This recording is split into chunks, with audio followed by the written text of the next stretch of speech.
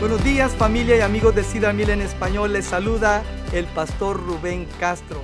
Bienvenidos a nuestro sermón de la semana. Hemos llegado al tercer mensaje de nuestra serie Transformados. Le voy a pedir que agarre su Biblia y que encuentre el capítulo 6 del libro de Romanos. Estaremos estudiando los primeros 7 versículos de él. Así que con eso en mente, le invito a que oremos y le pidamos la bendición a nuestro Padre Celestial. Padre, te pedimos que tú nos des una actitud de humildad, Señor, al venir a escuchar tu palabra. Pedimos, Señor, que al estudiar tu palabra nos hable y más que nos hable, nos transforme a la imagen de nuestro Señor Jesucristo. Danos un deseo, Señor, de ya no querer seguir siendo igual que antes. Danos un deseo, Señor, de vivir vidas que te honren a ti. Que tu palabra produzca todo eso en cada uno de nosotros. Te lo pedimos en Cristo Jesús. Amén y amén. He titulado al mensaje de hoy, Muertos al pecado. El estadista George Barna ha señalado, estudio tras estudio, que la forma en que los cristianos se comportan no es apreciablemente diferente de la forma en que los no cristianos viven sus vidas. Y el teólogo Warren Wiersbe señala que demasiados cristianos son intermediarios que viven entre Egipto y Canaán, salvos pero nunca satisfechos. Viven entre el Viernes Santo y la Pascua, creyendo en la cruz, pero sin entrar en el poder y la gloria de la resurrección.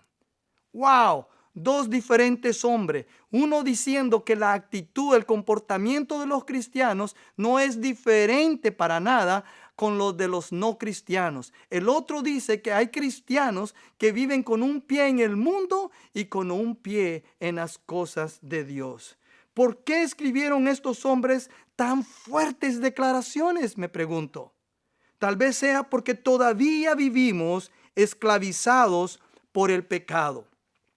En los primeros 3 capítulos del libro de Romanos hemos aprendido que el hombre se encontraba condenado delante de Dios. Se encontraba separado de Dios, separado de la gloria de Dios. Y luego llegamos al versículo 20 del capítulo 3 y desde ahí en adelante hasta el capítulo 5 se nos presenta el tema de la justificación. Se nos dice que aquellos que ponen su fe y confianza en Jesús han sido declarados justos. En otras palabras, inocentes, encontrados sin culpa delante de Dios. Y luego llegamos aquí al capítulo 6 y vemos que somos más que pecadores justificados, también somos santos. En otras palabras, la justificación conduce a la santificación. Aquellos que verdaderamente han nacido de nuevo son guiados por el Espíritu Santo a una vida de creciente santidad. Por favor, quiero que lea conmigo las Escrituras en el capítulo 6, versículos del 1 al 7 de Romanos. Quiero que me acompañe ahí en las Escrituras. Dice, ¿qué diremos entonces? ¿Continuaremos en pecado para que la gracia abunde? De ningún modo. Nosotros que hemos muerto al pecado, ¿cómo viviremos aún en él? ¿O no sabéis que todos los que hemos sido bautizados en Cristo Jesús hemos sido bautizados en su muerte? ¿O no sabéis, por tanto, dice, hemos sido sepultados con él por medio del bautismo para muerte, a fin de que como Cristo resucitó de entre los muertos por la gloria del Padre, así también nosotros andemos en novedad de vida? Versículo 5 dice, porque si hemos sido unidos a Él en la semejanza de su muerte, ciertamente lo seremos también en la semejanza de su resurrección. Sabiendo esto, que nuestro viejo hombre fue crucificado con Él para que nuestro cuerpo de pecado fuera destruido, a fin de que ya no seamos esclavos del pecado, porque el que ha muerto ha sido libertado del pecado. Gloria sea a Dios. ¿Sabía usted que como creyentes tenemos la libertad de no pecar? Como cristianos no estamos condenados a pecar. Desafortunadamente creo que la mayoría de creyentes se encuentran atrapados en sus pecados. En lugar de vivir vidas victoriosas, muchos han sido vencidos por los pecados que los acosan. Y me atrevería a decir que algunos creyentes hasta han perdido la esperanza de poder cambiar. Otros pueden pensar que el pecado no es gran cosa, ya que Dios nos perdona de todos modos. Hoy en día, muchas personas no viven como deberían porque tienen una visión muy mal informada de lo que es verdaderamente la gracia de Dios. Piensan que después de todo, si Dios perdona, ¿qué importa cómo se vive? Escúchame bien lo que voy a decir. El evangelio de la gracia, bien entendido, no conduce al libertinaje, sino a la santificación. Grábate eso. Recuerda que Jesús perdona libre y totalmente, es cierto. Pero fue también Jesucristo en el capítulo 8, versículo 11, cuando le llevaron a esta mujer atrapada en el acto del adulterio. Cuando él se refería a ella, le dijo: yo tampoco te condeno, mujer, vete, desde ahora no peques más. Y ese es el deseo de nuestro Señor Jesucristo para todos nosotros también que hemos creído en Él, que no pequemos más. Luego vemos a Pablo anticipar una pregunta antes de que sus críticos se la formulen. Pero para entender por qué contesta esa pregunta, tenemos que ir al capítulo 5, versículo 20, porque ahí está la raíz de todo esto. Ahí Pablo dice que donde el pecado abundó, sobreabundó la gracia. Y la idea que algunas personas pueden hacerse aquí al leer esto es que si obtenemos más gracia cuando pecamos, ¿por qué no pecar más? Mire, Romanos 6:1 dice: ¿qué diremos entonces? ¿Continuaremos en pecado para que la gracia abunde? La frase continuaremos en pecado significa permanecer en el pecado. Esto describe a alguien que permanece en el mismo lugar durante mucho tiempo y conlleva la idea de una persistencia habitual. Eso es bien importante. A estas alturas sería útil comprender el significado de una palabra que quizás para algunos sea nueva. La palabra es antinomianismo. La palabra antinomianismo es una palabra compuesta. La palabra anti significa en contra y la palabra nomos significa ley. En otras palabras, antinomianismo es alguien que está en contra de la ley, en este caso la ley de Dios. Un antimoniano es la persona que dice: soy salvo, pero puedo pecar de la forma que yo quiera. Dios me perdonará. Entonces, ¿qué importa cómo vivo? Eso es lo que piensa una persona así. Me temo que la iglesia evangélica de hoy en día, querido hermano, querida hermana, está llena de individuos antinomianos, de individuos que están en contra de los deseos y la ley y los estatutos de nuestro Dios. He escuchado a muchas personas decir: sé lo que Dios dice, pero yo quiero hacer lo que me hace feliz. En otras palabras, yo sé la ley de Dios, pero yo quiero vivir como me da la gana. Otros dicen: todos pecan, entonces, ¿qué importa si yo hago esto o aquello? Dios me perdonará de todos modos. Hay cristianos sinvergüenzas que piensan de esa manera, actúan de esa manera y se vienen a escudar en el capítulo 1 de la primera carta de Juan, versículo 9, donde dice que si confesamos nuestros pecados, Dios es fiel y justo para perdonar nuestros pecados y limpiarnos de toda maldad. Pensamos de esa manera degenerada, de que podemos ir a vivir en una vida de pecado y solo necesitamos confesárselo a Dios para que Él nos perdone. Déjame decirte esto, amigo, eso no es cristianismo bíblico.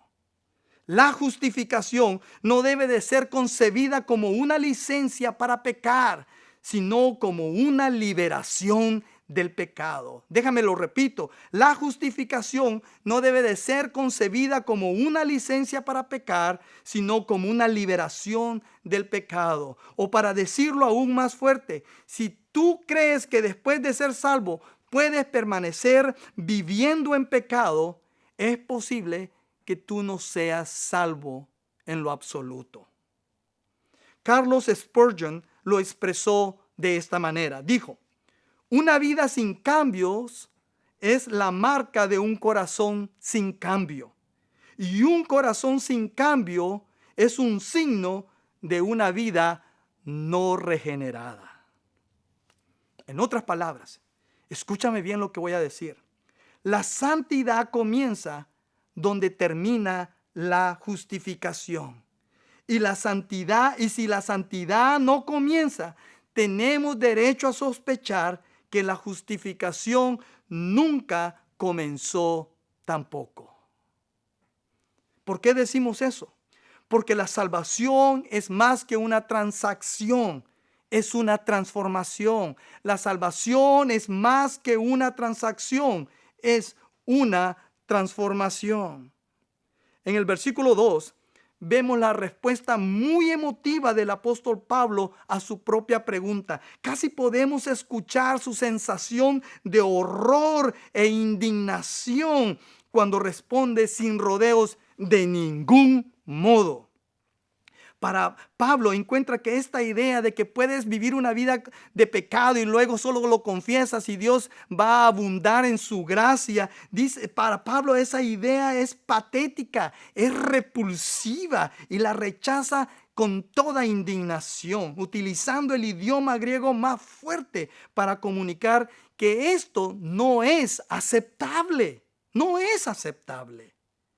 Escucha bien, es inconcebible e inconsistente que un creyente nacido de nuevo persista en pecar solo para obtener más gracia. Después de hacer esta fuerte declaración visceral, el apóstol Pablo regresa al versículo 2 en la segunda parte y usa la lógica. Dice: nosotros que hemos muerto al pecado, ¿cómo viviremos aún en él? La palabra muerto en el idioma original está en tiempo pasado. Es decir, no es algo que diga que debamos de hacer ahora. Es algo que nos pasó en el pasado. La imagen aquí es definitiva porque tú y yo ya hemos compartido en la muerte de Cristo. Hermanos, el hecho de que hemos muerto al pecado es la base de nuestra vida cristiana. El hecho que hemos muerto al pecado es la base de nuestra vida cristiana. Un pastor lo expresó de esta manera. Él dijo esto: este no es un tiempo presente. No estamos muriendo al pecado. No es un tiempo futuro. Moriremos al pecado.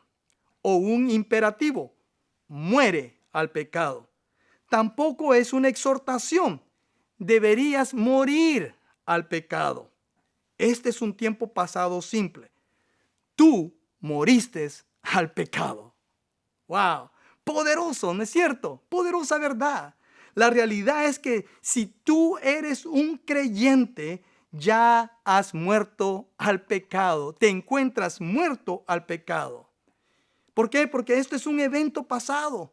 Y esto significa que has sido liberado del poder dominante del pecado en tu vida. Has sido liberado.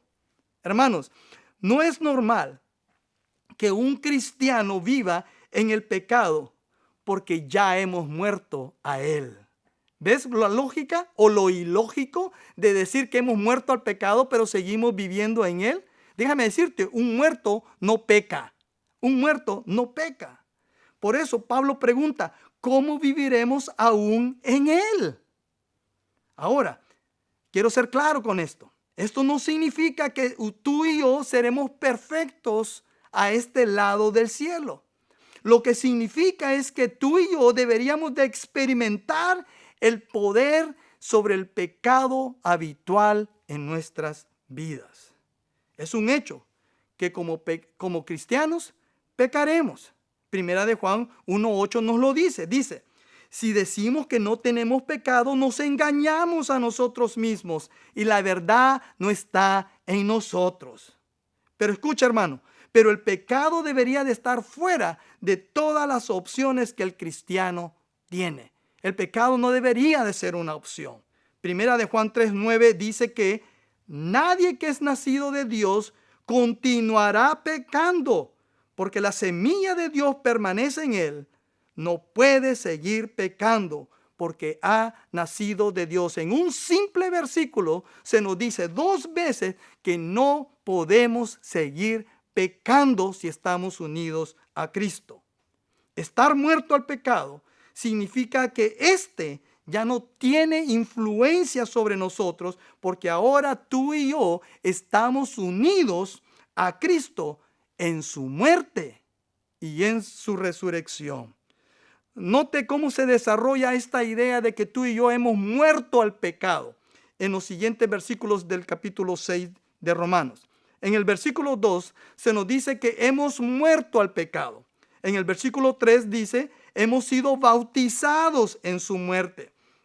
Versículo 4, hemos sido sepultados con él por medio del bautismo para muerte. Versículo 5, hemos sido unidos a él en la semejanza de su muerte. Versículo 6, nuestro viejo hombre fue crucificado con él. Crucifixión significa muerte. Versículo 7, el que ha muerto ha sido libertado del pecado. Hemos sido muertos. Versículo 11, considérense muertos al pecado. Y por último, versículo 13 dice, presentaos vosotros mismos a Dios como vivos entre los muertos. ¿Verdad? La idea está clara aquí. Tú y yo hemos muerto al pecado. Si estamos unidos a Cristo, hemos muerto al pecado.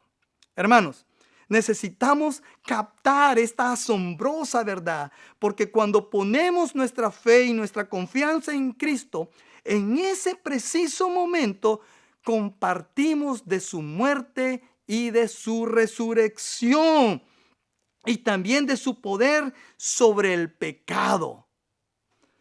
Estos otros pasajes de la Biblia confirman esta verdad. Colosenses 3:3, ahí Pablo nos dice, porque habéis muerto y vuestra vida está escondida con Cristo en Dios.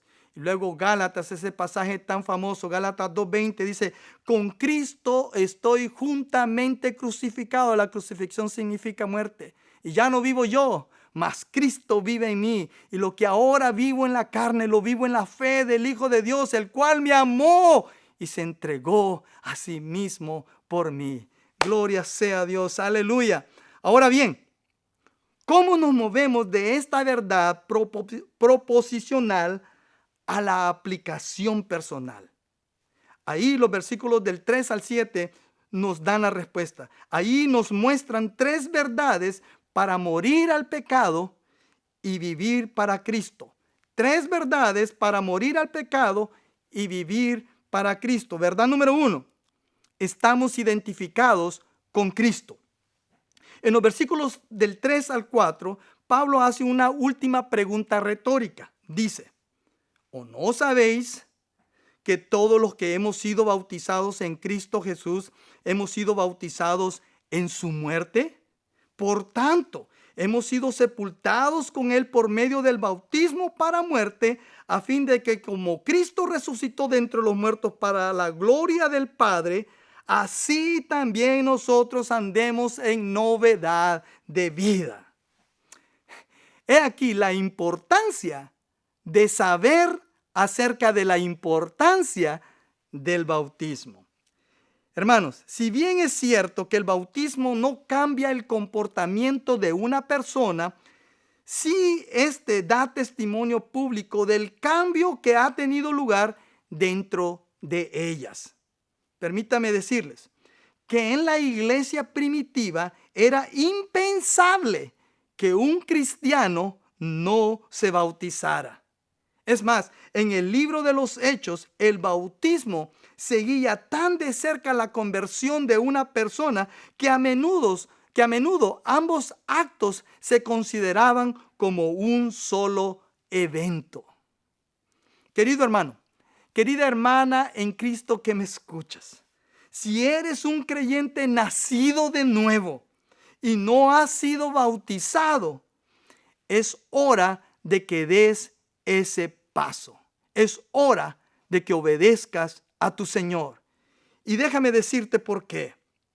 Cuando confiesas a Cristo en las aguas del bautismo, estás simbolizando la salvación.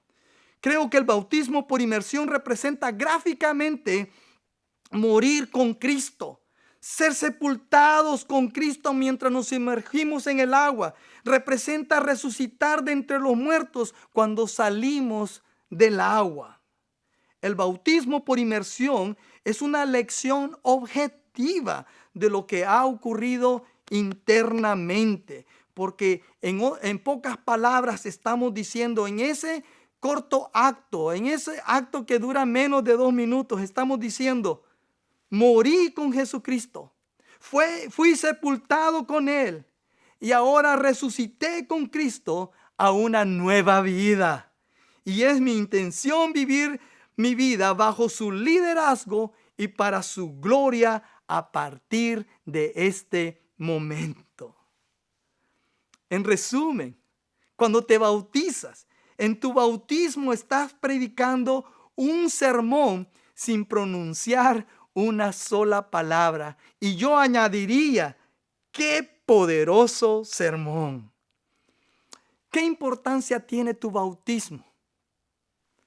Déjame decirte, es tu identificación personal con el acto más grande de la historia humana, es decir, la muerte, sepultura y resurrección de Jesucristo, el Hijo de Dios. Así es de importante tu bautismo.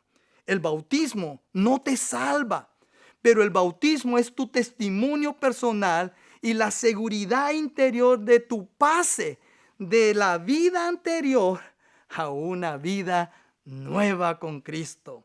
En esencia, el bautismo de los creyentes es un funeral. Tú invitas a la gente a que venga a ver tu funeral. Es un acto de fe en el que testificamos tanto a Dios como al mundo que nos mira que la persona que solíamos ser está muerta, enterrada, y que hemos sido resucitados al salir de esas aguas, hemos sido resucitados a una nueva vida con Cristo Jesús. Tal como lo dice 2 Corintios 5:17. De modo que si alguno está en Cristo, nueva criatura es. Las cosas viejas pasaron. He aquí, todas son hechas nuevas. Aleluya, gloria sea a Dios. En Cristo todas las cosas son hechas nuevas. Verdad número 2. Necesitamos crecer en nuestra relación con Cristo. Y para hacer eso, necesitamos tener la información correcta que nos lleve a una transformación. Vemos esto en el versículo 5. Dice: porque si hemos sido unidos a Él en la semejanza de su muerte, ciertamente lo seremos también en la semejanza de su resurrección. La frase unidos a Él significa literalmente, escucha bien, crecer junto con, al ser plantados juntos. lleva la idea de un injerto. Hay una plantita, ¿verdad? Y a esa plantita se le une una ramita de otro árbol, se le venda, se le amarra, se le pega ahí. Y esa ramita crece junto con ese árbol y se fusiona en uno solo. Esa es la idea de que se fusiona en uno solo. Ahora, cuando traemos esto a este tema que estamos hablando, usted y yo estamos unidos tanto en la muerte de nuestro Señor Jesucristo como en su resurrección. Lo que significa que el mismo poder que levantó a nuestro Señor Jesucristo de entre los muertos está disponible para nosotros hoy. ¿Puede usted imaginarse? Ese poder que levantó a Jesucristo está a nuestra disposición. Nuestro cuerpo de pecado está muerto y ya no somos esclavos de nuestras pasiones. Como resultado, hemos sido liberados del pecado porque Dios Padre toma en cuenta lo que le sucedió a Cristo como sucedido a nosotros también. Otra vez, el teólogo Warren Wiersbe dice que nuestra unión con Cristo es una unión viva para que podamos dar fruto, una unión amorosa para que podamos disfrutarlo y una unión duradera para que no tengamos miedo. Querido hermano, querida hermana, amados en Cristo, necesitamos crecer en nuestra relación con Cristo para ser transformados a su imagen. Verdad número 3. Necesitamos mostrar nuestra libertad en Cristo. Eche un vistazo a los versículos 6 y 7. Dicen: sabiendo esto, que nuestro viejo hombre fue crucificado con él, para que nuestro cuerpo de pecado fuera destruido. Esa palabra destruido quiere decir reducido a la impotencia, a fin de que ya no seamos esclavos del pecado, porque el que ha muerto ha sido libertado. Esa palabra libertado quiere decir exonerado. Ha sido exonerado del pecado. Vamos a desarrollar esta idea de la libertad que goza el cristiano en las siguientes semanas en este estudio de nuestra serie Transformado. Pero déjeme decirle esto hoy. Usted no tiene que pecar. Usted puede decir no al pecado. Esa es la lección del día de hoy. Agustín, un padre de la iglesia, lo explicó de esta manera. Él dijo: Adán, antes de la caída, pudo pecar. Adán, después de la caída, fue incapaz de no pecar. Los creyentes en Cristo son capaces de no pecar. En el cielo seremos incapaces de pecar. ¡Qué hermosa fotografía! La clave de todo esto es entender y aceptar en nuestro corazón que los creyentes nacidos de nuevo se han unido a Cristo en su muerte y resurrección para que podamos decir no al pecado en nuestras vidas y para que podamos experimentar y disfrutar una vida transformada. Oremos. Padre, gracias por tu palabra, Señor. Pedimos que tu palabra haga el efecto que tú deseas en nuestras vidas. Que tu palabra, Señor, penetre lo más profundo de nuestro ser, así como una espada de doble filo, para que podamos ser amoldados, para que podamos tomar la imagen de nuestro Señor Jesucristo y podamos vivir vidas que te agradan a ti, vidas santas que te agradan a ti. Tu palabra dice que sin santidad nadie verá tu rostro, nadie podrá ver al Señor. Así que, Padre, pedimos que nos ayudes, que nos des un espíritu, que nos des un deseo de querer vivir vidas santas para ti. Ayúdanos, Señor. Desde este momento, ayúdanos a vivir esa vida para tu honra y tu gloria, una vida en santificación. En Cristo Jesús pedimos todo esto. Amén y amén. Gracias por estar conmigo en el estudio de la palabra de Dios hoy. Nos vemos el próximo domingo. Hasta luego.